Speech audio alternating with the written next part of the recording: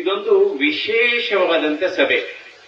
ಯಾಕೆಂದ್ರೆ ನಾನು ಕಳೆದ 12 ಅಥವಾ 13 ದಿನಗಳಲ್ಲಿ ಸುಮಾರು 25-30 ಸಭೆಗಳನ್ನ ನಾವು ಮಾಡಿದ್ದೇವೆ.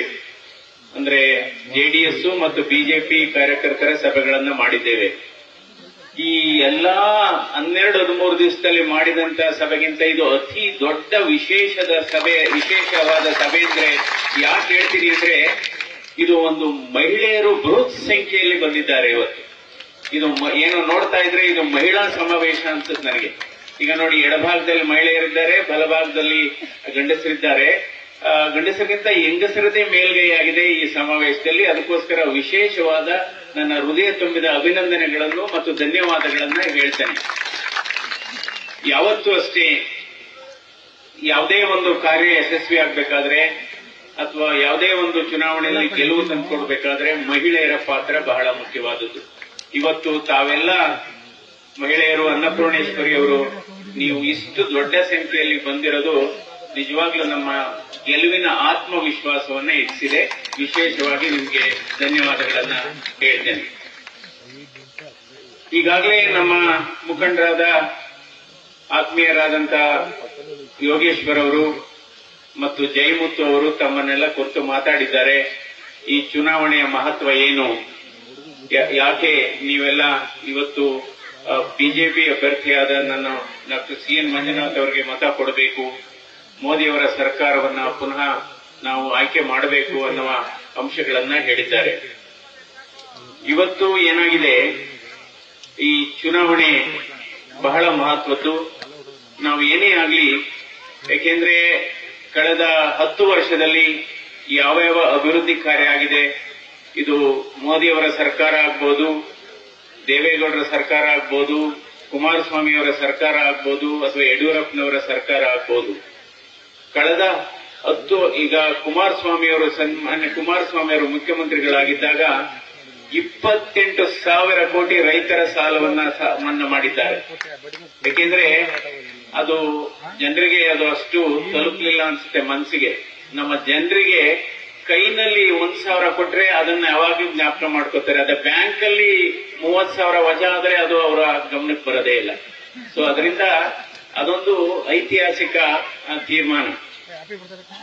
ಇವತ್ತು ನಾವು ನೋಡಬಹುದು, ನಾವು ಜೀವನದಲ್ಲಿ 3 ವಿಚಾರಗಳು ಬಹಳ ಮುಖ್ಯ. ಒಂದನ್ನ ನಾವು ಗೆಲ್ಲಬೇಕಾಗತ್ತೆ, ಇನ್ನೊಂದನ್ನ ನಾವು ಬಿಡಬೇಕಾಗತ್ತೆ, ಮೂರನೇದು ಇನ್ನೊಂದನ್ನ ಹಂಚಬೇಕಾಗತ್ತೆ. ಏನನ್ನ ನಾವು ಗೆಲ್ಲಬೇಕು? ನಾವು ಜನಗಳ ಹೃದಯವನ್ನ ಗೆಲ್ಲಬೇಕು. ಏನನ್ನ ನಾವು ಬಿಡಬೇಕು? ಮತ್ಸರ, ದ್ವೇಷ, ಇದನ್ನೆಲ್ಲ ನಾವು ಬಿಡಬೇಕಾಗತ್ತೆ. ಮೂರನೇದು ಏನನ್ನ ಹಂಚಬೇಕು ಅಂದ್ರೆ ಪ್ರೀತಿ ಮತ್ತು ಸಂತೋಷವನ್ನು ಹಂಚಬೇಕು. ಇದು ಜೀವನದ ಒಂದು ತಾತ್ಪರ್ಯ ಅಂತ ಹೇಳ್ತೇವೆ. ಇವತ್ತು ನಾವು ಕೋವಿಡ್ ಸಂದರ್ಭದಲ್ಲಿ ನಾವು ನೋಡಿದ್ದೇವೆ. 2020ನೇ ಇಸ್ವಿನಲ್ಲಿ ಈ ಕೋವಿಡ್ ಮಹಾಮಾರಿ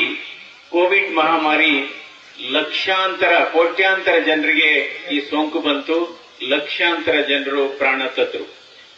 ಆ ಸಂದರ್ಭದಲ್ಲಿ ನಮ್ಮ ರಾಜ್ಯದಲ್ಲಿ ವಿಶೇಷವಾಗಿ ನಾನು ಈ ಕೋವಿಡ್ ನಿರ್ವಹಣಾ ಸಮಿತಿಯ ಒಂದು ಸದಸ್ಯನಾಗಿದ್ದಂತ ಸಂದರ್ಭದಲ್ಲಿ, ಬಹುಶಃ ನೀವೆಲ್ಲ ನೋಡಿದ್ದೀರಿ, ನಾವು ಟಿವಿನಲ್ಲಾಗ್ಬೋದು ಅಥವಾ ಬೇರೆ ಪ್ರಿಂಟ್ ಮಾಧ್ಯಮದಲ್ಲಾಗ್ಬೋದು, ಸತತವಾಗಿ ಜನರಿಗೆ 6.5-7 ಕೋಟಿ ಜನರಿಗೆ ಕೋವಿಡ್ ಯಾವ ಮುನ್ನೆಚ್ಚರಿಕೆ ವಹಿಸಬೇಕು.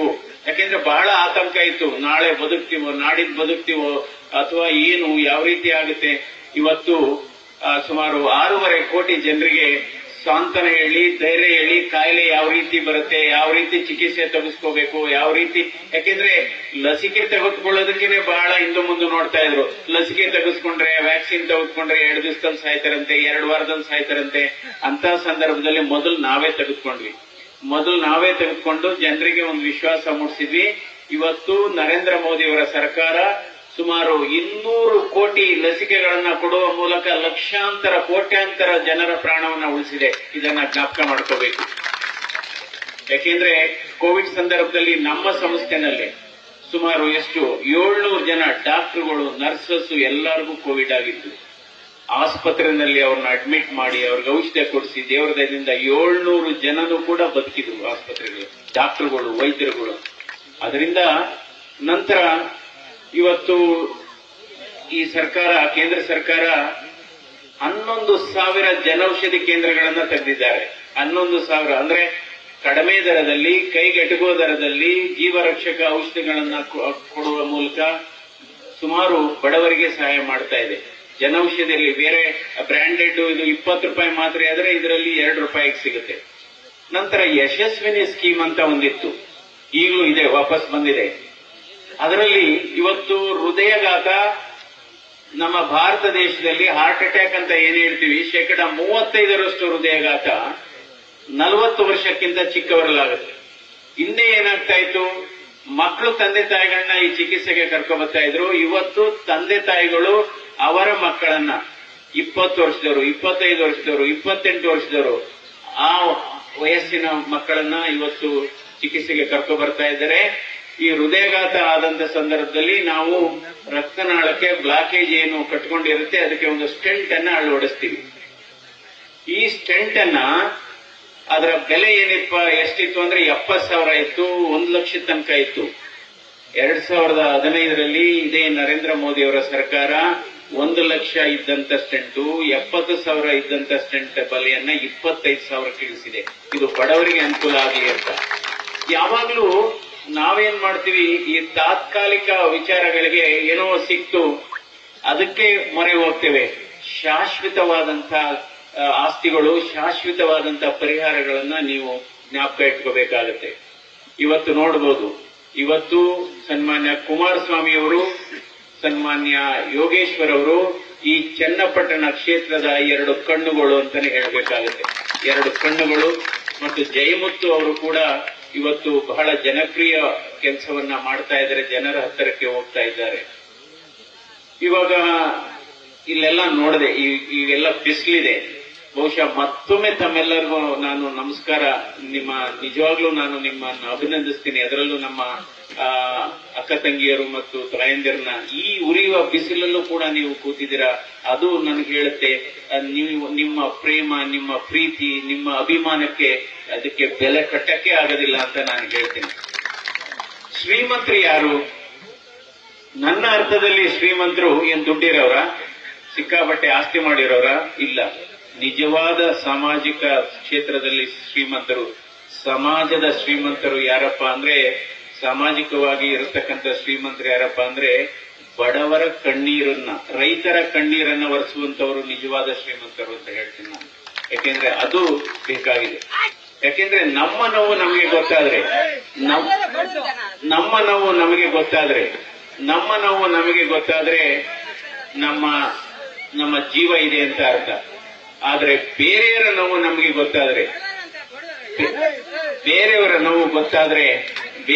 ನೋವು ಗೊತ್ತಾದ್ರೆ ನಾವು ಮನುಷ್ಯರಾಗಿದ್ದೀವಿ ಅಂತ ಅರ್ಥ. ನಾನು ಜಯದೇವ ಹೃದ್ರೋಗ ಸಂಸ್ಥೆಯಲ್ಲಿ ಕೆಲಸ ಮಾಡತಕ್ಕಂತ ಸಂದರ್ಭದಲ್ಲಿ ಸುಮಾರು 75 ಲಕ್ಷ ಜನರಿಗೆ ಚಿಕಿತ್ಸೆಯನ್ನು ಕೊಟ್ಟಿದ್ದೇವೆ. ಅದರಲ್ಲಿ 8 ಲಕ್ಷ ಆಪರೇಷನ್ಸ್ ಆಗಿದೆ. ನಾನು 3 ತತ್ವ ಸಿದ್ಧಾಂತದ ಮೇಲೆ ಕೆಲಸ ಮಾಡಿದ್ದೇನೆ. ಅಂದ್ರೆ ಕೆಲವರು ಏನ್ ಅನ್ಕೋತಾರೆ, ವೈದ್ಯರುಗಳು ಅಥವಾ ನಿರ್ದೇಶಕರು ನಾವು ಕೇವಲ ಅವನಿಯಂತ್ರಣ ಕೊಠಡಿಯಲ್ಲೇ ಕೆಲಸ ಮಾಡ್ತೀವಿ ಅಂತ ಅನ್ಕೊಂಡ್ಬಿಡ್ತಾರೆ ಮೇಲ್ನೋಟಕ್ಕೆ. ನಾನು ಪ್ರತಿದಿನ ಆಸ್ಪತ್ರೆಯಲ್ಲಿ ಸುಮಾರು 5,000 ಹೆಜ್ಜೆಗಳನ್ನ ಇಡ್ತಾ ಇದ್ದೆ. ನಾನು ಜನರ ಮಧ್ಯೆ ಓಡಾಡೋದು, ಅವ್ರನ್ನ ಹೊರರೋಗಿಗಳ ವಿಭಾಗ ನೋಡೋದು, ಅವರ ಸಮಸ್ಯೆಗಳಿಗೆ ಪರಿಹಾರ ಕೊಡುವಂಥದ್ದು. ಸೊ ಈ ಸಂದರ್ಭದಲ್ಲಿ 3 ತತ್ವ ಸಿದ್ಧಾಂತ ಮೇಲೆ, ಒಂದು ಚಿಕಿತ್ಸೆ ಮೊದಲು, ಹಣ ಪಾವತಿ ನಂತರ. ಹಣ ಇರ್ಲಿ ಇಲ್ಲದೆ ಇರಲಿ, ಅಥವಾ ಏನಾದ್ರೂ ಕಡತಗಳು ಇರ್ಲಿ ಡಾಕ್ಯುಮೆಂಟ್ಸ್ ಇರ್ಲಿ ಇಲ್ಲದೆ ಇರಲಿ, ಅವರಿಗೆಲ್ಲ ಬಂದಂತ ಸಮಯದಲ್ಲಿ ಚಿಕಿತ್ಸೆ ಕೊಡತಕ್ಕಂತ ವ್ಯವಸ್ಥೆಯನ್ನ ಮಾಡಿದ್ದು ನಾವು ಇದರಲ್ಲಿ. ಅಂದ್ರೆ ಇದರಲ್ಲಿ ನನಗೆ ಬಹಳ ಪ್ರೀತಿ, ಮೊದಲಿಂದ ಚಿಕ್ಕದ್ರಿಂದಲೂ ಅಷ್ಟೇ. ನಮ್ಮೂರಲ್ಲಿ, ನಾನು ಕೂಡ ಹಳ್ಳಿನಲ್ಲೇ ಹುಟ್ಟಿದವನು, ಸುಮಾರು 7ನೇ ಕ್ಲಾಸ್ ತನಕ ಅಲ್ಲೇ ಓದಿದ್ದು. ನಾನು ನೋಡಿದ್ದೀನಿ, ಅವಾಗೆಲ್ಲ ಗರ್ಭಿಣಿಯರನ್ನ ಗಾಡಿಯಲ್ಲಿ ಕರ್ಕೊಂಡು ಹೋಗೋರು. ಆವಾಗ ಇವೆಲ್ಲ ಇರಲಿಲ್ಲ, ಸಿಸೇರಿಯನ್ನು ಅದು ಇದು ಎಲ್ಲ ಇರಲಿಲ್ಲ. ಅಥವಾ ತುಂಬಾ ಕಾಯಿಲೆ ಗಂಭೀರವಾಗಿ ಸೀರಿಯಸ್ ಆಗಿದ್ದಾರನ್ನ ಈ ಕಡೆಯಿಂದ ಗಾಡಿಯಲ್ಲಿ ಕರ್ಕೊಂಡು ಹೋಗೋರು. ಆಗ ಆಸ್ಪತ್ರೆಗಳು ಇರಲಿಲ್ಲ, ಚಿಕಿತ್ಸಾ ವ್ಯವಸ್ಥೆ ಕೂಡ ಅಷ್ಟಿರಲಿಲ್ಲ. ವಾಪಸ್ಸು ಮೃತದೇಹವನ್ನ ಕರ್ತೊಗೊಳ್ಳೋದು. ಅದರಿಂದ ಯಾವಾಗಲೂ ಅನಿಸ್ತಿದ್ದು, ನನಗೊಂದು ಅವಕಾಶ ಸಿಕ್ಕಿದ್ರೆ ಒಂದು ಸರ್ಕಾರಿ ಆಸ್ಪತ್ರೆಯನ್ನ ಪಂಚತಾರ ಖಾಸಗಿ ಆಸ್ಪತ್ರೆ ತರ ನಾನು ಅದನ್ನ ನಿರ್ವಹಣೆ ಮಾಡಿ ಬಡವರಿಗೆ, ಮಧ್ಯಮ ವರ್ಗದವರಿಗೆ, ಶ್ರೀಮಂತರಿಗೆ ಸಿಗತಕ್ಕಂಥ ಚಿಕಿತ್ಸೆ ಕೊಡಬೇಕು ಅನ್ನೋ ಹಂಬಲ ಏನಿತ್ತು ಅದರಲ್ಲಿ ಸಂಪೂರ್ಣ ಯಶಸ್ವಿಯಾಗಿದೆ. ಅದರಿಂದ ವಿಶೇಷವಾಗಿ ಅಂದ್ರೆ ನಾವು ವೈದ್ಯರಾಗಿ ಕೆಲಸ ಮಾಡತಕ್ಕಂಥ ಸಂದರ್ಭದಲ್ಲಿ ಕೇವಲ ಕಾಯಿಲೆ ಬಗ್ಗೆ ಮಾತ್ರ ನಾವು ಅವರ ಹತ್ರ ಮಾಹಿತಿ ತಗೊಳ್ಳೋದಿಲ್ಲ. ನಿಮ್ ಕಾಯಿಲೆ ಏನು ಎದೆನೋವು ಇತ್ತ, ಉಪ್ಸ ಇತ್ತ, ದಮ್ ಇತ್ತ, ಉಸಿರು ಕಟ್ಟಿದ್ರ, ಅದು ಇದು. ಅದರ ಜೊತೆಗೆ ಅವರ ಸಾಮಾಜಿಕ ಹಿನ್ನೆಲೆಯನ್ನು ತಗೊಂತೀವಿ. ನೀವು ಯಾವ ಊರಿಂದ ಬಂದ್ರಿ, ಏನು ನಿಮ್ಮ ವೃತ್ತಿ, ಏನು ವ್ಯವಸಾಯನ, ಕೂಲಿನ, ಅವರ ಆರ್ಥಿಕ ಪರಿಸ್ಥಿತಿಯನ್ನು ಕೂಡ ಅರ್ಥ ಮಾಡ್ಕೊಂತೀವಿ. ಸಾಮಾಜಿಕ ಪರಿಸ್ಥಿತಿಯನ್ನು ಅರ್ಥ ಮಾಡ್ತೀವಿ. ಆ ಊರಲ್ಲಿ ಕೆಲವರು ಹೇಳ್ತಾರೆ, ನಾವು ಬೆಳೆ ಬೆಳೆದಿದ್ವಿ, ಅದಕ್ಕೆ ಬೆಲೆ ಸಿಗ್ಲಿಲ್ಲ, ಅಥವಾ ಬೆಳೆ ಇದು ಕೊಚ್ಕೊಂಡು ಜಾಸ್ತಿ ಮಳೆಯಾಗಿ ಕೊಚ್ಕೊಂಡು ಹೋಯ್ತು, ಅಥವಾ ಬೆಳೆ ಬರಲೇ ಇಲ್ಲ, ಈ ಸರಿ ನೀರು ಬರಲಿಲ್ಲ, ಅಥವಾ ನಮ್ಮೂರ ಅವ್ರಿಗೆ ಬೇರೆ ತರದ್ದು ಕಾಯಿಲೆ ಬಂದಾಗ ನಿಮ್ಮೂರಲ್ಲಿ ನೀರು ಸಿಗಲ್ವಾ ಅಂದ್ರೆ ನೀರು ಸಿಗಲ್ಲ. ಹಂಗಂದ್ರೆ ವೈದ್ಯರಿಗೆ ಕೆಲಸ ಮಾಡತಕ್ಕಂಥ ಸಂದರ್ಭದಲ್ಲಿ ಕೇವಲ ಕಾಯಿಲೆಯ ಮಾಹಿತಿ ಮಾತ್ರ ಸಿಗದಿಲ್ಲ, ಅವರ ಜೊತೆಗೆ ಸಾಮಾಜಿಕ ಮಾಹಿತಿ ಮತ್ತು ಆರ್ಥಿಕ ಮಾಹಿತಿ, ಅವರ ಊರಿನ ಸಮಸ್ಯೆಗಳು, ಸುತ್ತಮುತ್ತಲಿನ ಸಮಸ್ಯೆಗಳು ಎಲ್ಲ ಕೂಡ ಗೊತ್ತಾಗಿ ಈ ರೀತಿ ಮಾಡುವಾಗ ನಾನು ಕಳೆದ 35 ವರ್ಷದಲ್ಲಿ 2 ಕೋಟಿ ಜನರಿಗೆ ಸಂಪರ್ಕ ಬಂದಿದ್ದೇನೆ. 2 ಕೋಟಿ ಜನರ ಬಳಿ ನಾನು ಸಂಪರ್ಕವನ್ನು ಸಾಧಿಸಿದ್ದೇನೆ. ಅದರಿಂದ ಯಾವಾಗಲೂ ನಾವು ಹಾಕುವ ಬಟ್ಟೆಯಿಂದ ಆಗಲಿ, ನಾವು ತೊಡುವ ಏನು ಪಾದರಕ್ಷೆಗಳಿಂದಾಗ್ಲಿ ಒಬ್ಬ ಮನುಷ್ಯನ ಗುಣವನ್ನ, ಮನುಷ್ಯನ ಬದ್ಧತೆಯನ್ನ, ಮನುಷ್ಯನ ಮನಸ್ಸನ್ನ ಅರ್ಥ ಮಾಡ್ಕೊಳಕ್ಕಾಗೋದಿಲ್ಲ. ಅದರಿಂದ ಅಂತರಾಳ ಆತ್ಮಸಾಕ್ಷಿಗೆ ತಕ್ಕಂತೆ ನಾವು ಕೆಲಸ ಮಾಡಬೇಕಾಗುತ್ತೆ, ಆತ್ಮಸಾಕ್ಷಿಗೆ ತಕ್ಕಂತೆ ಕೆಲಸ ಮಾಡಬೇಕಾಗುತ್ತೆ. ನಂತರ ಈ ಅಕ್ಕಿ ಬಗ್ಗೆ ಹೇಳೋದಾದ್ರೆ, ಇವತ್ತು ಕೇಂದ್ರ ಸರ್ಕಾರ ಅಕ್ಕಿ ಏನ್ ಕೊಡ್ತಾ ಇದ್ದಾರೆ, ಆ 5 ಕೆಜಿ ಅಕ್ಕಿ ಕೇಂದ್ರ ಸರ್ಕಾರದ ಅನುದಾನ, ಕೇಂದ್ರ ಸರ್ಕಾರ ಅದನ್ನು ಕೊಡ್ತಾ ಇರೋದು. ಅದರಿಂದ ನೀವು ಯಾವಾಗ್ಲೂ ಅಷ್ಟೇ ಈ ತಾತ್ಕಾಲಿಕ ಏನು ಯಾವಾಗ್ಲೂ ನೋಡ್ಬೋದು. ಇವಾಗ ಒಂದು ಚಾಕ್ಲೇಟ್ ಕೊಡ್ತಾರೆ ಸುಮ್ನೆ ಹೇಳೋದಾದ್ರೆ, ಅಥವಾ ಒಂದು ಬಿಸ್ಕತ್ತು, ಅದು ಆಗ ಒಂದು 5 ನಿಮಿಷಕ್ಕೆ ನಿಮಗೆ ಖುಷಿ ಆಗ್ಬೋದು. ಈಗ ನೋಡ್ಬೋದು ರೋಗ ನಿರೋಧಕ ಶಕ್ತಿಗೆ ನಾವು ಅಂದ್ರೆ ಈಗ ಏನಾದ್ರೂ ತುಂಬಾ ನೋವಿದ್ರೆ ಇಂಜೆಕ್ಷನ್ ಕೊಡ್ತೀವಿ ನಾವು. ಆ ಇಂಜೆಕ್ಷನ್ ಕೊಟ್ರೆ ಏನಾಗುತ್ತೆ, ತಾತ್ಕಾಲಿಕವಾಗಿ ನಿಮ್ಗೆ ಆ ನೋವು ಹೋಗುತ್ತೆ, ಬಟ್ ಅದರಿಂದ ಅಡ್ಡ ಪರಿಣಾಮ ಜಾಸ್ತಿ. ಅದೇ ರೀತಿ ಈಗ ನಾವು ಏನ್ ಕೊಡ್ತೀವಿ, ಕೆಲವು ವಸ್ತುಗಳು ಏನ್ ಕೊಡ್ತೀವಿ ಅಂತ ಇದ್ದಾರೆ, ಅದೆಲ್ಲ ತಾತ್ಕಾಲಿಕ ಇಂಜೆಕ್ಷನ್ಗಳಿದ್ದಂಗೆ ಅಷ್ಟೇನೆ. ಅದರಿಂದ ನಿಮ್ಮ ಕಿಡ್ನಿ ಡ್ಯಾಮೇಜ್ ಆಗುತ್ತೆ, ಹೃದಯ ಡ್ಯಾಮೇಜ್ ಆಗುತ್ತೆ, ಈ ತರ. ಸೊ ನಾನು ಮತ್ತು ಇವತ್ತು ರೈತರ ಸಮಸ್ಯೆಗಳು, ಇವತ್ತು ಕೇಂದ್ರ ಸರ್ಕಾರ, ನರೇಂದ್ರ ಮೋದಿ ಅವರ ಸರ್ಕಾರ, ಇವತ್ತು ನೀವು ನೀರಾವರಿನೇ ನೋಡಿ, ಇವತ್ತು ಬಹುಶಃ ಎಲ್ಲಾ ಕೆರೆಗಳಲ್ಲೂ ನೀರನ್ನ ತುಂಬಿಸಿದ್ದಾರೆ. ಇವತ್ತು ಸನ್ಮಾನ್ಯ ದೇವೇಗೌಡರ ಕಾಲದಲ್ಲಿ ಇಗ್ಲೂರು ಜಲಾಶಯ ಕಟ್ಟಿದ್ರು, ಅದನ್ನ ದೇವೇಗೌಡ ಬ್ಯಾರೇಜ್ ಅಂತಾರೆ. ನಂತರ ನೀರು ಹರಿಸಿದ್ರು, ನಮ್ಮ ಯೋಗೇಶ್ವರ್ ಅವರು ನೀರು ಹರಿಸಿದ್ರು. ಸೊ ಅದರಿಂದ ಇವತ್ತು ಬಿಜೆಪಿ ಮತ್ತು ಜೆಡಿಎಸ್ ಕಾರ್ಯಕರ್ತರ ಹೃದಯಗಳು ಒಂದಾಗಿದೆ, ಹೃದಯಗಳು ಮಿಲನ ಆಗಿದೆ ಮತ್ತು ಮನಸ್ಸುಗಳು ಒಂದಾಗಿದೆ. ಅದರಲ್ಲೂ ಕೂಡ ನಮ್ಮ ಈ ಕಡೆ ಕುಳಿತಂತ ನಮ್ಮ ಮಹಿಳೆಯರು, ಅವರ ಬಲ ನಿಜವಾಗ್ಲೂ ನಮಗೆ ಸಿಗ್ತಾ ಇರೋದು ನಮ್ಗೆಲ್ಲ ನೆಮ್ಮದಿಯನ್ನ ತಂದಿದೆ ಅಂತ ನಾನು ಹೇಳ್ತಾ ಇದ್ದೇನೆ. ಯಾವಾಗ್ಲೂ ಟೀಕೆಗಳು ಸಾಯುತ್ತವೆ, ಕೆಲವರು ಟೀಕೆ ಮಾಡಬಹುದು, ಕೆಲವರು, ನಾನಂತೂ ರಾಜಕೀಯಕ್ಕೆ ಬಂದಿದ್ರು ಕೂಡ ರಾಜಕೀಯ ಅಂತೂ ಮಾಡೋದಿಲ್ಲ. ನಾನ್ ಬಂದಿರೋದು ಏನಾದ್ರೂ ಸೇವೆ ಮಾಡ್ಲಿಕ್ಕೆ, ಏನಾದ್ರೂ ನಮ್ಮ ಕ್ಷೇತ್ರದಲ್ಲಿ ನಮ್ಮ ರಾಜ್ಯಕ್ಕೆ ಮತ್ತು ರಾಷ್ಟ್ರಕ್ಕೆ ಏನಾದ್ರೂ ಸೇವೆ ಮಾಡ್ಲಿಕ್ಕೆ ಸಾಧ್ಯವ ಅನ್ನುವ ರೀತಿಯಲ್ಲಿ ಮಾಡಬೇಕು. ಯಾಕೆಂದ್ರೆ ನಾನು ಹೇಳಿದೆ, ನನ್ನ ತತ್ವ ಸಿದ್ಧಾಂತ ಚಿಕಿತ್ಸೆ ಮೊದಲು, ಹಣ ಪಾವತಿ ನಂತರ. ಆದ್ರೆ ನಿಮ್ಮ ಹತ್ರ ನಾನು ಕೇಳ್ತಾ ಇರೋದು ಇವತ್ತು ಏನಪ್ಪಾ ಅಂದ್ರೆ, ಮತ ಮೊದಲು, ಮತ ಮೊದಲು, ಸೇವೆ ನಿರಂತರ. ಮತ ಮೊದಲು, ಸೇವೆ ನಿರಂತರ. ಹೀಗಾಗಿ ಇವತ್ತು ನಾವು ಎಲ್ಲರಿಗೂ ಕೂಡ ಅವ್ರಿಗೂ ಕೂಡ ನಾವು ಸ್ವಾಗತವನ್ನ ಕೋರ್ತೇವೆ.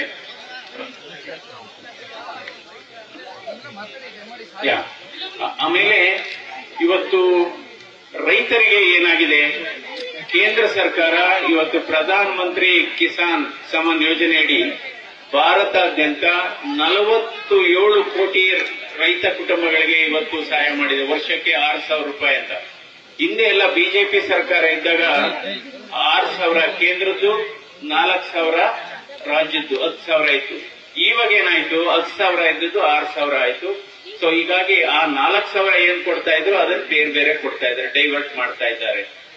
ನಂತರ ಸುಮಾರು 37 ಕೋಟಿ ಕುಟುಂಬಗಳಿಗೆ ಇವತ್ತು LPG ಗ್ಯಾಸ್ ಕನೆಕ್ಷನ್ ಕೊಟ್ಟಿದೆ. 37 ಸ್ವಚ್ಛತೆ ಭಾರತ ಸ್ವಚ್ಛ ಅಭಿಯಾನ ಇದರಲ್ಲಿ 12 ಕೋಟಿ ಇವತ್ತು ಮನೆಗಳಿಗೆ ಇವತ್ತು ನಾವು ಏನು ಶೌಚಾಲಯನ ಕಟ್ಟಿಸಿಕೊಟ್ಟಿದೆ. ನಾವು 2 ರೀತಿ ಭಾರತವನ್ನ ನೋಡ್ತೇವೆ. 2 ರೀತಿಯ ಭಾರತ ಅಂದ್ರೆ ಯಾವ್ದಪ್ಪ ಅಂದ್ರೆ 2 ಭಾರತ ಇದೆ. ನಮ್ಮ ಈ ಭಾರತದಲ್ಲಿ 2 ಭಾರತ ಇದೆ. ಆಕಾಶದಿಂದ ಭಾರತವನ್ನು ನೋಡಿದಂತ ಸಂದರ್ಭದಲ್ಲಿ ಭಾರತ ಕಾಣುವ ರೀತಿನೇ ಬೇರೆ. ಆದ್ರೆ ನಿಜವಾದ ಭಾರತವನ್ನ ನಾವು ನೋಡಬೇಕಾದ್ರೆ ನಾವು ರೈಲಿನಲ್ಲಿ ಪ್ರಯಾಣ ಮಾಡಬೇಕು. ರೈಲಿನಲ್ಲಿ ಪ್ರಯಾಣ ಮಾಡಿದಂತ ಸಂದರ್ಭದಲ್ಲಿ 2 ಬದಿ ನಾವು ಬಡತನವನ್ನ ನೋಡ್ತೇವೆ, ರೈತರ ಸಮಸ್ಯೆಗಳನ್ನ ನೋಡ್ತೇವೆ, ಮತ್ತು ಶೌಚಾಲಯದ ಸಮಸ್ಯೆಗಳನ್ನು ನೋಡ್ತೇವೆ, ರಸ್ತೆಯ ಸ್ಥಿತಿಗತಿಗಳನ್ನ ನೋಡ್ತೇವೆ, ಕೂಲಿ ಕಾರ್ಮಿಕರ ಸಮಸ್ಯೆಗಳನ್ನು ನೋಡ್ತೇವೆ. ಇವತ್ತು ಸನ್ಮಾನ್ಯ ದೇವೇಗೌಡರಾಗಿರ್ಬೋದು, ಯಡಿಯೂರಪ್ಪನವರಾಗಿರ್ಬೋದು, ಕುಮಾರಸ್ವಾಮಿಯವರಾಗಿರ್ಬೋದು, ಅಥವಾ ನಮ್ಮ ಸನ್ಮಾನ್ಯ ಮೋದಿಯವರಾಗಿರ್ಬೋದು, ಈ ರೈಲಿನಲ್ಲಿ ಕಾಣುವ ಭಾರತಕ್ಕೆ ಅವರು ಸ್ಪಂದಿಸಿದ್ದಾರೆ. ಈ ರೈಲಿನಲ್ಲಿ ಕಾಣುವ ಭಾರತಕ್ಕೆ ಅವರು ಹೆಚ್ಚು ಉತ್ತೇಜನ ಕೊಟ್ಟಿದ್ದಾರೆ. ಅದರಿಂದ ಅವರನ್ನ ನಾನು ಈ ಸಂದರ್ಭದಲ್ಲಿ ಅಭಿನಂದಿಸ್ತೇನೆ. ಇದು ಬಹಳ ಮುಖ್ಯವಾದದ್ದು. ಅಂದ್ರೆ ಇವತ್ತು ಕಣ್ಣೀರು ಮತ್ತು ಬೆವರ ಹನಿ ಎರಡಕ್ಕೂ ಬಹಳ ಮಹತ್ವ ಇರುತ್ತೆ. ನೋಡಿ, ಮನಸ್ಸಿಟ್ಟು ಕಲಿತ ಅಕ್ಷರ ಆಗ್ಬೋದು, ಬೆವರು ಸುರಿಸಿ ದುಡಿದ ಹಣ ಆಗ್ಬೋದು, ಭಕ್ತಿಯಿಂದ ಮಾಡಿದ ಪೂಜೆ ಆಗ್ಬೋದು, ಯಾವತ್ತೂ ಕೂಡ ಅದು ವೇಸ್ಟ್ ಆಗೋದಿಲ್ಲ. ಇದು ಬಹಳ ಮುಖ್ಯವಾದದ್ದು. ಹೀಗೆ ಈ ಚುನಾವಣೆ ನಾನು ಮೈತ್ರಿ ಅಭ್ಯರ್ಥಿಯಾಗಿ ಬಿಜೆಪಿ ಪಕ್ಷದಿಂದ ಸ್ಪರ್ಧೆ ಮಾಡಿದ್ದೇನೆ. ಈಗ ನೋಡ್ಬೋದು, ಇದು ನನ್ನ ಚಿಹ್ನೆ ಕಮಲದ ಗುರುತು. ತಾವೆಲ್ಲ ಈಗ ನೋಡ್ಬೋದು, ಕಮಲ ಅನ್ನೋದು ಯಾವಾಗ್ಲೂ ನಾವು ಒಳ್ಳೆ ಪವಿತ್ರವಾದಂತ ಒಂದು ಹೂವು. ಆ ಚಿಹ್ನೆಗೆ ತಾವೆಲ್ಲ ಮತವನ್ನ ಹಾಕ್ಬೇಕು. ಯಾಕೆಂದ್ರೆ ನಾವು ಅಂಗಾಂಗ ದಾನ ಅಂತ ಹೇಳ್ತೀವಿ, ಅಥವಾ ಯಾಕೆಂದ್ರೆ ಇವತ್ತು ನನ್ನ ಹೆಸರಿನ ಇನ್ನೊಬ್ಬರು ಕೂಡ ಸ್ಪರ್ಧೆ ಮಾಡ್ತಿದ್ದಾರೆ ಸ್ವತಂತ್ರವಾಗಿ. ಅದು ಇರ್ಲಿ, ಅವರೇನು ನಿಜವಾದ ವೈದ್ಯರಲ್ಲ, ಅವರು ಬೇರೆ ತರ ವೈದ್ಯರುಗಳು. ಅವರು ಹೌದು, ಅದಕ್ಕೆ ಗೊತ್ತಿಲ್ಲ. ಈ ಡಾಕ್ಟರೇಟ್ ತಗೊಂಡವರು ಈ ಡಾಕ್ಟರ್ ಹಾಕೋಬೇಕೋ ಬಿಡಬೇಕೋ ಅನ್ನೋದ್ರ ಬಗ್ಗೆನೇ ಒಂದು ಕಾಂಟ್ರವರ್ಸಿ ಇದೆ. ಸೊ ಅವರೇನು ಆಸ್ಪತ್ರೆಯಲ್ಲಿ ಕೆಲಸ ಮಾಡಿದವರಲ್ಲ, ಮೆಡಿಕಲ್ ಕಾಲೇಜಲ್ಲಿ ಓದವರಲ್ಲ, ಅದು ಬಿಟ್ಬಿಡೋಣ, ಅದ್ರ ಬಗ್ಗೆ ನಾವು ಮಾತಾಡೋದು ಬೇಡ. ಸೊ ಯಾಕೆಂದ್ರೆ ನಾನು ಯಾವತ್ತೂ ಕೂಡ ಯಾರ ಬಗ್ಗೆನೂ ಪ್ರತಿಯೊಬ್ಬರನ್ನು ಗೌರವಿಸುವಂತ ನನ್ನ ಮನೋಭಾವ. ಅಂದ್ರೆ ಮೃದು ಸ್ವಭಾವ ಅಥವಾ ಸೌಜನ್ಯತೆ, ಅಂದ್ರೆ ತುಂಬಾ ಸೌಮ್ಯ ಸ್ವಭಾವ, ಮೃದು ಸ್ವಭಾವ ಇದ್ರೆ ಅದು ನಮ್ಮ ದೌರ್ಬಲ್ಯ ಅಲ್ಲ, ಅದು ನಮ್ಮ ಸಂಸ್ಕಾರ. ಹಾಗೆಯೇ ಮೃದು ಸ್ವಭಾವ ಇದ್ರೆ ಹೆಚ್ಚು ಸಾಧನೆಯನ್ನ ಮಾಡೋದು. ನೋಡಿ, ನೀವು ಹೆಚ್ಚು ಸಾಧನೆ ಮಾಡಿದವರು ಬಹುಶಃ ಸಾಮಾನ್ಯವಾಗಿ ಕಡಿಮೆ ಮಾತಾಡ್ತಾರೆ. ಹೆಚ್ಚು ಸಾಧನೆ, ಯಾಕೆ ಮಾತುಗಳು ಸಾಧನೆ ಆಗ್ಬಾರ್ದು, ಸಾಧನೆಗಳು ಮಾತಾಗಬೇಕು. ಮಾತುಗಳು ಸಾಧನೆ ಆಗ್ಬಾರ್ದು, ಸಾಧನೆಗಳು ಆಗ್ಬೇಕಾಗತ್ತೆ. ಈಗ ನೋಡಿ, ನಾವು ದೀಪವನ್ನ ಹಚ್ಚಿಸಿದ್ವಿ, ಎಲ್ಲ ಸೇರಿ ಜ್ಯೋತಿಯನ್ನ ಬೆಳಗಿಸಿದ್ವಿ. ಆದ್ರೆ ಆ ದೀಪ ಮಾತಾಡೋದಿಲ್ಲ, ಆದ್ರೆ ಬೆಳಕು ದೀಪವನ್ನ ಪರಿಚಯ ಮಾಡಿಕೊಡುತ್ತೆ. ಹೀಗಾಗಿ ನಾವು ಮಾಡಿದ ಸಾಧನೆಗಳು ಪರಿಚಯ ಮಾಡಿದ್ವಿ. ಇವತ್ತು ನಾವು ಲಕ್ಷಾಂತರ ರೋಗಿಗಳಿಗೆ ಸ್ಪಂದಿಸಿದ್ದೇವೆ. ಯಾಕೆಂದ್ರೆ ಒಬ್ಬ ರೋಗಿಯನ್ನ ನಾವು ಬದುಕಿಸಿದ್ರೆ ಕೇವಲ ಒಬ್ಬ ರೋಗಿಯ ಪ್ರಾಣವನ್ನ ಉಳಿಸಿದಾಗಲ್ಲ, ಇಡೀ ಕುಟುಂಬದ ಪ್ರಾಣ ಉಳಿಯುತ್ತೆ. ಯಾವಾಗಲೂ ಅಷ್ಟೇ, ಆಸ್ಪತ್ರೆಗೆ ಬಂದಂತ ರೋಗಿಗಳು ಮೊದಲು ನೊಂದು ಬಂದಿರ್ತಾರೆ, ಅವ್ರನ್ನ ನೋಯಿಸಬಾರದು. ಆ ಪರಿಕಲ್ಪನೆಯಲ್ಲಿ ಕೆಲಸ ಮಾಡಿದ್ದೇವೆ. ಸೊ ಹೀಗಾಗಿ ಇವತ್ತು ರಾಜಕೀಯ ಕ್ಷೇತ್ರಕ್ಕೆ ಬಂದಿದ್ದು ನಾನು ಆಕಸ್ಮಿಕ. ನಾನು 35 ವರ್ಷ ದೀರ್ಘಕಾಲ ನನ್ನ ಸೇವೆಯನ್ನ ಮಾಡಿ ಮಧ್ಯ ಬಿಟ್ಟು ಬಂದಿಲ್ಲ. ನಾನು ನನ್ನ ಅವಧಿಯನ್ನ ಪೂರ್ಣ ಮಾಡಿ, ವಿಸ್ತರಣೆ ಮಾಡಿದ ಅವಧಿಯನ್ನ ಪೂರ್ಣ ಮಾಡಿ ಈಗ ರಾಜಕೀಯಕ್ಕೆ ಬಂದಿದ್ದೇನೆ. ಪದೇ ಪದೇ ಹೇಳ್ತಾನೆ ಇದ್ದೇನೆ, ರಾಜಕೀಯ ಇದರಲ್ಲಿ ಏನಾದರೂ ಬದಲಾವಣೆ ತರಲಿಕ್ಕೆ ಸಾಧ್ಯ. ಇವತ್ತು ರಾಜಕೀಯದ ಗುಣಮಟ್ಟ ಕೂಡ ಸ್ವಲ್ಪ ಕುಸಿತಾ ಇದೆ ಇಂಥ ಸಂದರ್ಭದಲ್ಲಿ. ಯಾಕೆಂದ್ರೆ ಇವತ್ತು ಸುಳ್ಳು ಅನ್ನೋದು ಕೆಲವರ ವೃತ್ತಿ ಆಗ್ಬಿಟ್ಟಿದೆ.